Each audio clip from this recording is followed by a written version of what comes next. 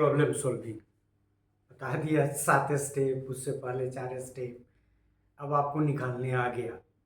अब रियल, चूँकि observed frequency तो आपको दिया ही रहेगा, वो तो आप डाटा कलेक्ट करेंगे तब एफ ओ मिलेगा, लेकिन यहाँ एफ ओ रहेगा, एफ ई हम लोग निकालेंगे और फिर काई स्क्वायर निकालेंगे, फिर टेस्टिंग करेंगे, हाइपोथेसिस बनाएंगे, तो ये सब लर्न करेंगे हम लोग। हम जब प्रॉब्लम के बारे में सोच रहे थे कि इसको कैसे करें, बोर्ड पे लिखें, एक तरीका था, हमने कहा कि नहीं ये तो इतना बोर्ड ले लेगा कि फिर बचता नहीं है, यहाँ ये स्कोप नहीं है। दूसरा कि हम कई बार कागज़ ऐसे लिख के आपको दिखाते थे, तो वो भी हमको आइडिया सही नहीं लगा। हमको ये लगा कि प्रॉब्लम पढ़ देंगे एक बार और उस प्रॉब्लम का जिस्ट हम लोग, क्योंकि आपको थोड़ा सा तो कंसंट्रेट करना पड़ेगा, और ये सारी किताबें कहीं ना कहीं किसी किताब से ही ली हुई है, थोड़ा सा मतलब वेरिएबल्स वगैरह चेंज किए हुए हैं कि अब इस केस में था तो हमने उसको एकेडमिक केस में कर दिया है, ऐसा करके डाटा उटा अमूमन चेंज नहीं किया है। तो ये पहला प्रॉब्लम हम लोग करेंगे। किस पे करेंगे ये भी हमने लिख दिया है, क्योंकि 3 तरह का प्रॉब्लम तो बोला कि शुरू में हम लोग कर लेंगे। तो पहला प्रॉब्लम है कि प्रॉब्लम हाइपोथेसिस टेस्टिंग का है इक्वल प्रोबेबिलिटी, जो पहला था गुडनेस टू फिट वाला में 2 था, एक नॉर्मल वाला और एक प्रोबेबिलिटी वाला, उसको हम लोग करेंगे। अब इसमें सवाल में पढ़ देता हूँ, पहले एक बार पढ़ देंगे धीरे धीरे, फिर उसको उसका जिस्ट निकाल के हम लोग यहाँ रख लेंगे थोड़ा छोटा छोटा, और इसके बाद उसको हम लोग समझेंगे। You will easily understand. A multiple choice test of 50 items provides 5 possible answers to each item. मतलब मल्टीपल चॉइस में कितने होते हैं, जनरली 4 होते हैं, यहाँ 5 एग्जाम्पल में। सो ये multiple choice test of 50 items, items आप समझते हैं, नंबर ऑफ क्वेश्चंस को आइटम्स बोलते हैं, तो 50 क्वेश्चंस है। A student gets a score of 20 for his 20 correct answers. Find out whether or not his performance is better than mere guessing. मतलब ये निकालना है कि गेसिंग है कि नहीं है। फिर एक बार हम तेजी से पढ़ देते हैं प्रॉब्लम, फिर वो जिस्ट लिखेंगे। A multiple choice test of 50 items provides 5 possible answers to each item. A student gets a score of 20 for his 20 correct answers. Find out whether or not his performance is better than mere guessing. अब इसका gist हम लोग तैयार करेंगे। Multiple choice item है, कैसा item है, multiple choice. Multiple choice items में क्वेश्चंस कितने हैं, 50 आइटम्स हैं। कितने कितने क्वेश्चंस हैं, कितने आइटम्स हैं, 50।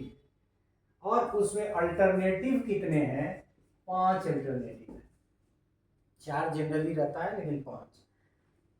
वो एक स्टूडेंट क्या करता है कि a student gets a score of 20। Score student का कितना है, 20 है, और ये करेक्ट आंसर है। करेक्ट आंसर भी उसके कितने हैं, 20 है। A student gets a score of 20 for his 20 correct answer. 20 correct answer करता है, 20 मार्क्स मिलता है। अब आपको निकालना है कि ये जो मार्क्स स्टूडेंट को आया, find out whether or not his performance is better than mere guessing. तो ये निकालना है। मुख्य रूप से इसमें यही होता है कि एफ ओ और एफ ई के बीच का डिफरेंस सिग्निफिकेंट होगा कि नहीं होगा, या दोनों बराबर है। जब दोनों बराबर हो जाएंगे या दोनों में अंतर नहीं होगा, इसका मतलब क्या है, इसका मतलब है सिग्निफिकेंट डिफरेंस नहीं है। वही बात करनी है। हाइपोथेसिस इसका बनेगा, there is no difference between the scores of actually obtained by the students and those expected और मोर गेसिंग और मेयर गेसिंग। मतलब जो रिजल्ट आया उसमें स्टूडेंट ने जो स्कोर किया और जो गेसिंग होता उसमें कोई डिफरेंस नहीं है। सो नल हाइपोथेसिस हमने कहा ही था कि बनाएंगे, तो पहला स्टेप जो था वहां हमने फॉलो किया। Observed frequency against right and wrong response are 20 and 30। मतलब ऑब्जर्व्ड फ्रीक्वेंसी राइट का 5 अल्टरनेटिव है। अब देखिए ये थोड़ा दिमाग लगाना पड़ेगा। अल्टरनेटिव कितने हैं? 5। इसमें से सही कितने हैं? 1। तो रॉन्ग होने के चांसेस कितने होंगे, राइट होने के चांसेस कितने होंगे? Observed frequency against right and wrong response are 20। मतलब राइट कितने और रॉन्ग कितने? राइट 20 गिवन है और रॉन्ग के होने के चांसेस 30 होंगे। Expected frequency for right response is equal to 50 into 1/5 is equal to 10। मतलब एक्सपेक्टेड फ्रीक्वेंसी 5 में से एक ही कोई सही है, तो 1/5 चांसेस है, तो क्या हो गया? एक्सपेक्टेड फ्रीक्वेंसी राइट के लिए कितना हुआ? एक्सपेक्टेड फ्रीक्वेंसी राइट के लिए 10 और एक्सपेक्टेड फ्रीक्वेंसी रॉन्ग के लिए कितना होगा? मतलब 4/5 और ये 40 हो जाएगा। तो एक्सपेक्टेड फ्रीक्वेंसी हम लोग निकाल लिए। यहाँ ध्यान दीजिए, अल्टरनेटिव कितने हैं? 5। एक ही सही है, तो 5 बार यदि मारिएगा अंदाज से ही, तो एक बार सही होने, 5 में एक बार सही होने का चांस है, लेकिन 5 में 4 बार गलत होने का चांस है, तो एक हो गया। तो इस तरह से expected frequency for wrong response 40, तो हमारा क्या निकल गया? राइट और रॉन्ग ऑब्जर्व्ड फ्रीक्वेंसी के लिए 20 और 30, 50 आइटम्स है टोटल। तो ये करेक्ट 20 हुए हैं, तो 50 में 30 इनकरेक्ट होंगे। अब हमको दोनों पता चल गए कि ऑब्जर्व्ड फ्रीक्वेंसी कितना हुआ? 20 राइट के लिए और 30 रॉन्ग के लिए। एक्सपेक्टेड फ्रीक्वेंसी कितना हुआ? रॉन्ग के लिए 40 और राइट के लिए 10। कैसे निकला ये क्लियर है आपका। अब देखिए इसी को हम भरेंगे। अब हमारा टेबल बनेगा राइट,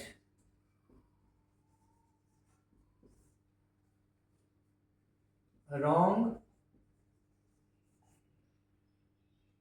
ऐसे कर दीजिए आप। बाकी सवाल में हमने वैसे किया इसलिए इसको कर रहे हैं, अदरवाइज कुछ इसमें प्रॉब्लम नहीं। जैसे एक यूनिफॉर्मिटी रहेगी आपको समझने में। तो यहाँ कर दीजिए कैटेगरी। कैटेगरी क्या हो गया? ऑब्वियस है, राइट है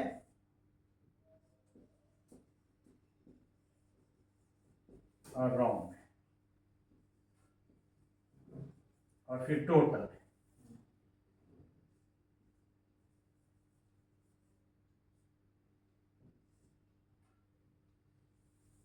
ये 3 कॉलम देख लीजिए, क्योंकि मैं अभी रहता हूँ तो यहाँ बॉडी तो आएगा ही। अब यहाँ FO, यहाँ FE बनाते चले।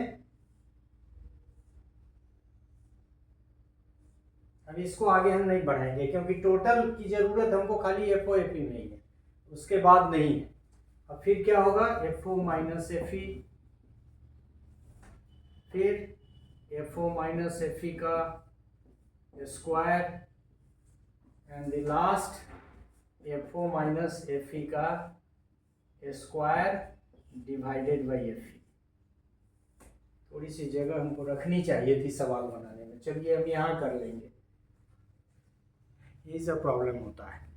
अब इसको भरते हैं। FO कितना है? राइट के लिए 20, रॉन्ग के लिए 30,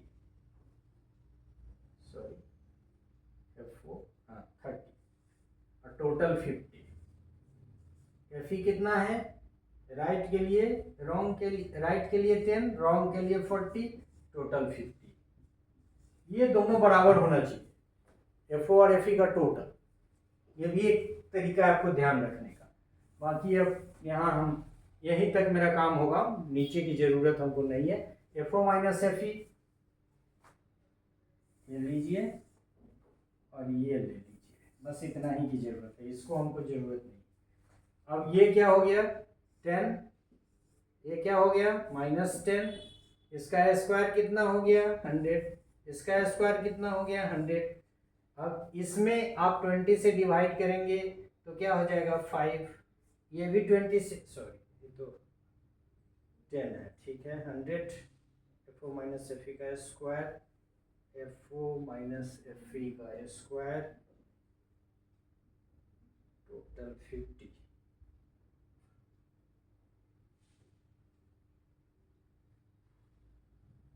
टोटल 50 तो यहाँ है ही, ठीक है FO माइनस FE का स्क्वायर 100। अब क्या है FO minus FE by FE, तो ये 20 से होगा तो 5 ही होगा ना, FO माइनस FE का स्क्वायर कैसे, अच्छा FE 10 है ना, FE से डिवाइड करना है ना, हम FO से कर रहे हैं, ये थोड़ा ध्यान रखना पड़ेगा, गर्मी बहुत है, तो ये FE से डिवाइड करना है ना, तो ये तो 10 हो जाएगा, और इसका FE कितना है, इसका FE 40 है, तो ये हो जाएगा 2.5, 10.00। अब आप देखें कि ये जो हमारा काई स्क्वायर निकलता है, थोड़ा मैं छोटा लिखूंगा, वो कैसे निकलेगा, ये काई स्क्वायर निकलेगा, ये इसका यही है, ये छोटा छोटा FO माइनस FE का स्क्वायर डिवाइडेड बाई FE, ये पोस्ट में, मतलब ये 10 प्लस 2.5 इज इक्वल टू 12.50, मतलब काई स्क्वायर के वैल्यू आ गया 12.50, यहाँ हमने लिख लिया है। और डिग्री ऑफ फ्रीडम कितना हो जाएगा, डिग्री ऑफ फ्रीडम हमारा कितना है, देखिए कॉलम कितना है राइट एंड रॉन्ग, और ये कितना है 2, तो 2 into 2 minus 1 into 2 minus 1 is equal to 1, 2 minus row minus and column minus, ये भी 1, तो 1 इंटू 1 इज इक्वल टू 1, तो डिग्री ऑफ फ्रीडम का मान कितना हो गया। अब 1 डिग्री ऑफ फ्रीडम पे जब हम काई स्क्वायर का वैल्यू देखते हैं तो ये वैल्यू आता है 3.841, ये 0.05 लेवल के लिए, और 0.01 लेवल के लिए ये आता है 6.635, 0.01। अब आप देखें कि आपका जो वैल्यू है वो टेंड वैल्यू वो बड़ा है, बड़ा का मतलब क्या हुआ, बड़ा का मतलब है कि नल हाइपोथेसिस क्या होगा, नल हाइपोथेसिस क्या होगा, रिजेक्ट हो जाएगा, रिजेक्ट मतलब डिफरेंस है। सो the value of chi-square is significant for both level and so null hypothesis rejected. We can conclude that the student performance is better than mere guessing, मतलब the performance of the students is better, मतलब यदि guess करता तो जो उसका result आता उससे better performance है। So the result is due to his or her merit, not due to mere guessing. तो इस तरह से एक सवाल हम लोगों ने बनाया, देखिए कितना आसान है, थोड़ा भर जाता है लेकिन चिंता कुछ नहीं करनी है। अब एक प्रॉब्लम और आज हम कर लेते हैं हम लोग, फिर बाकी सब दूसरे दिन करेंगे जब भी मौका मिलेगा। So thank you for this problem, जो हम लोगों ने इक्वल प्रोबेबिलिटी पे एक प्रॉब्लम किया, इसमें हम लोगों ने ज़्यादा प्रॉब्लम लिया है, 4 लिया है, तो आज 2 ही करेंगे। देख रहे हैं कि अब हम पंखा भी नहीं चलाते हैं तो थोड़ी दिक्कत है। So thank you for this part.